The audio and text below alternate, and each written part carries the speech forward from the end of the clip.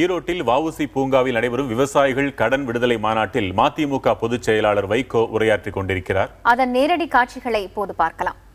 மதிப்பிற்குரிய தலைவர்களே, ஜனநாயகத்தின் விழிகளாக செவிகளாக நான் எந்நாளும் மதிக்கின்ற பத்திரிகையாளர்களே, தொலைக்காட்சி ஊடக நண்பர்களே, இந்த பரந்த மைதானத்தில் வெள்ளமென திரண்டிருக்கின்ற வேளாண் பெருங்குடி மக்களாகிய விவசாயிகளே,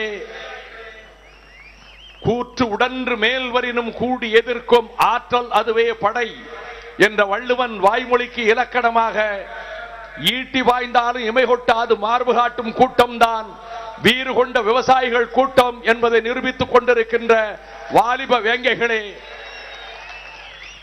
வணக்கம். தொண்டு செய்து பழுத்த பழம் தூயதாடி மார்பில் விழும் மண்டை சுரப்பை உலகுதொடும் மனக்குகையில் சிறுத்தை எழும் என்ற பாட்டு வரிகளின் பாராட்டுக்குரியவரான ஏன், எதனால், எப்படி என்று கேளுங்கள். அந்த கேள்விகளில் தான், அதில் கிடைக்கும் விடைகளில் தான் உங்கள் வாழ்வின் மலர்ச்சியும் வெற்றியும் இருக்கிறது என்று கூறிய அறிவாசான் தந்தை பெரியார் உலவிய பூமியில் மாநாடு. இதந்தரு மனையின் நீங்கி இடர்மிகு சிறைப்பட்டாலும் பதந்திரு இரண்டும் மாறி பழிமிகுந்தெளிவுற்றாலும் விதந்தரு கோடி இன்னல் விளைந்து என்னை வரித்திட்டாலும் சுதந்திர தேவி நின்னை தொழுதிடல் மறக்கிறேனே என்று சிறைச்சாலையிலே செக்கிழுத்து சித்திரவதைகளை ஏற்றுக்கொண்ட மாபெரும் தியாக மனிதர், கப்பலோட்டிய தமிழர் வீர சிதம்பரத்தின் பெயரால் அமைந்திருக்கின்ற மைதானம்.